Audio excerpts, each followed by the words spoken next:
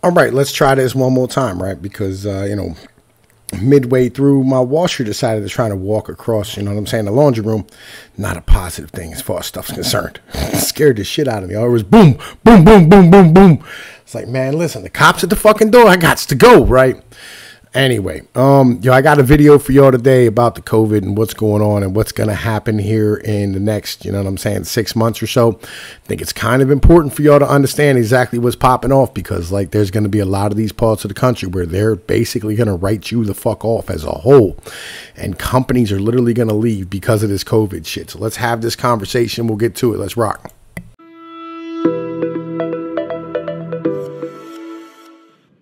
Hey everybody, Peter ZEIHAN here.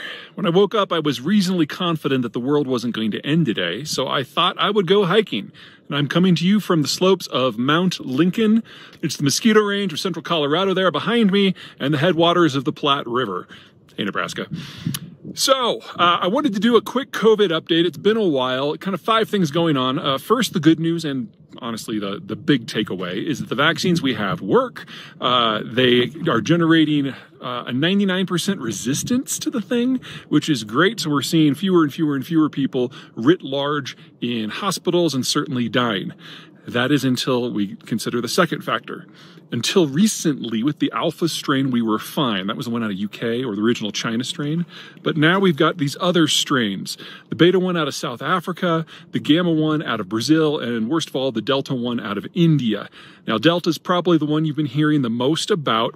It is the most communicable public health threat that we have seen since measles. It's almost 2.5 times as communicable as the original strain out of China. That makes it 500 times as 500 times as communicable as the flu, excuse me. Whoa, error, fact check, error. Not 500, definitely not 500. The original coronavirus strain was about 2 to 3 times as communicable as the flu, and the new Delta variant is about twice, maybe 2.5 times as communicable as the original China strain. You add that up and we're looking at a difference of, let's call it 5 to 7. Now, that's not the whole story, of course. You're communicable with coronavirus for 3, 4, 5 times as long as you are with the flu. And usually for the first few days of that, you're asymptomatic. So it spreads a lot more, but definitely not 500. Okay. Oh, and that's Mount Democrat. Everyone say hi. And now back to our originally scheduled mountain log. 5 times the lethality rate of measles. So, if you're looking at this on a math point of view, the vaccine. All right. So I just did some fact checking real quick. I'll be honest with you.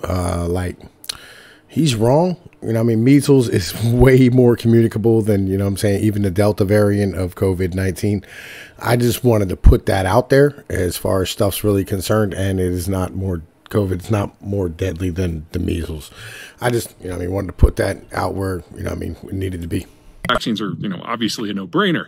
But what that means is number 3 is we're going to be seeing some lockdowns and some mask mandates again. Only about half of the American population is immunized, concentrated in certain parts of the country. Now, those parts of the country that have been immunized are the economically stronger parts of the country, a lot of the major cities, for example. So we're perfectly capable of having a COVID resurgence and an economic recovery at the same time. And that's exactly what we're going through this summer. But because Delta is so communicable, it is possible to get it with a mask on. It is possible to get it even if you've gotten the shots. You're almost certainly not going to die, and you're probably not going to end up at the hospital, but it's so communicable you can get it anyway. With these new strains, however, the real problem I see coming is they're working down the age groups. As they become more communicable, they're becoming more adopted to younger and younger populations. So we're seeing a lot of people under age 40 that are now ending up in hospital. They probably won't die because they're younger, but that's still a $25,000 hospitalization experience. And in some places, we're seeing pediatric hospitals already reaching full capacity. So in portions of the country where immunization rates are very low, in some cases below 20%, we're already seeing explosions in cases and hospitalizations this year just as bad as we had last year before we even had the vaccine. Fourth, The political mood on the topic is changing. Because a lot of the areas that have low vaccination rates are also strong Trump supporters, there was this real resistance in the political class of the Republican Party to push the vaccines. Well, that is until they had to pay for them. We have stimulus spending that has allowed anyone who has gotten sick to get federal coverage for free. Well, that's probably going to end this summer. And then it's a debate between the states and the insurance companies of who has to pay for it. And the insurance companies are making the case that, if you've had a chance to get a vaccine, you don't get it. This bill is yours. So we're seeing governors in Utah, in Alabama, in Florida suddenly sing a very, very different tune. And we've even had a change in some of the media, especially at Fox News, starting to become much more pro-vaccine writ large. Now, for those of you that this doesn't matter and you've made up your mind and you're never going to get it, a word of warning, not just on health, that should be obvious. The Nigerian and the Russian scamming community has identified you as the most gullible people on the planet, and they are doing everything they can to extort and steal your credit information because they think you will fall for anything. I'm not saying you're gullible. I'm saying the scammers think you're gullible, and you are now going to become the most fleeced group of voters in the United States. Okay, that's enough for today. All right. So, you know what I'm saying? With all that being said, like, watch out for Nigerian scammers. I know, you know what I'm saying, my people out here, y'all are the type of individuals to stand here and, you know what I mean, be anti-vaxxers openly about stuff. So, let's have this conversation because it's important to understand, right? Why is this happening, right? Well, number one, because we have lost complete and utter faith in the media and the government at large, all right? This has been a long time coming. These are pictures of Ohio, okay? There's a reason why I'm showing you pictures of Ohio, because Ohio is basically ground zero for what the government has done to the American middle class. Okay, this is important to understand. See all these bombed out buildings in terrible places that look like a fucking war zone that nobody, told us about? It was a war. It was an economic war on the middle class and the manufacturing communities of this country. It's highly important to understand where we are. This is of the utmost of importance. Okay? These places are going to become your hometown next. It's important to understand. Very, very important. Now, see, Tom Pease comes to you with this information, right? Because I want you to know that, companies are going to leave. They're going to leave you behind, and they're not going to care because they look at you as the enemy. They don't have a choice but to hate you because they're scared of you. That's the reality of things.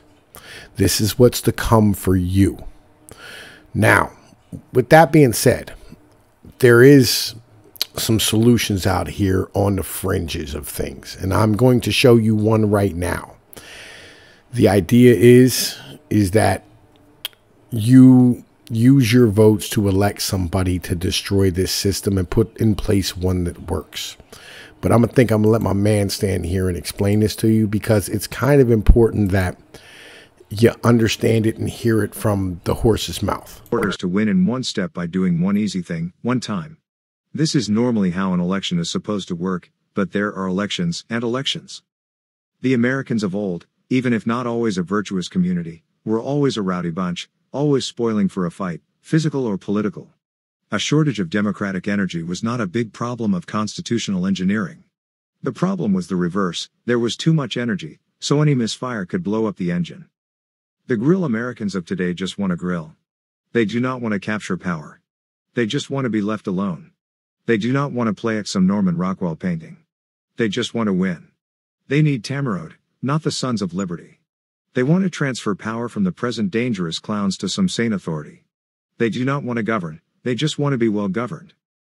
Not that they know this is what they want. But as Henry Ford said, his early customers would have said they wanted a faster horse. A new product category is always hard. And if it's such a good idea, why have we not seen any kind of an American Tamarode? This strategy is indeed the strategy of the West Coast pessimists. Reset, not voice. We are pessimistic about voice, but optimistic about reset, specifically transfer. But there remain three large obstacles to overcome before a reset is possible. The first obstacle is that Americans, not being Egyptians, have an essentially mystical conception of collective action. Americans, especially cons and or trads, see politics as an ethical exercise that summons shared virtue. In reality, politics is a civic amplifier which focuses the unarmed energy of a people to maximize its collective impact. The second obstacle is that Americans, not being either Egyptians or historians, can only define prudent collective action as voice. They can elect their school boards, etc. Americans do not understand transfer. They think that if the people take power, they have to keep power, which today's American people are quite incapable of doing.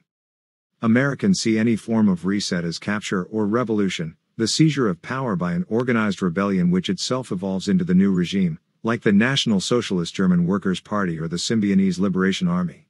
Revolution is the two-stroke engine of regime replacement, inherently dirty, unsafe both for the incumbent and the rebels, though in the end, history is often dirty and unsafe.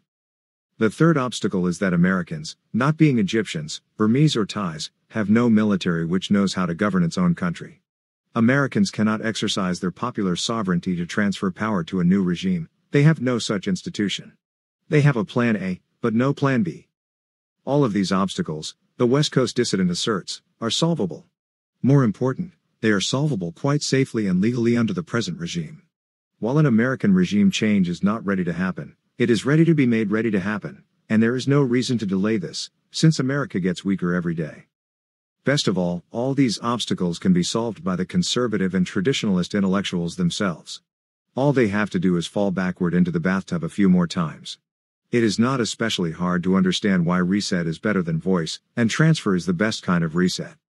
And as for designing an alternate regime designed not to capture power, but to accept power, who better but conservative and traditionalist intellectuals?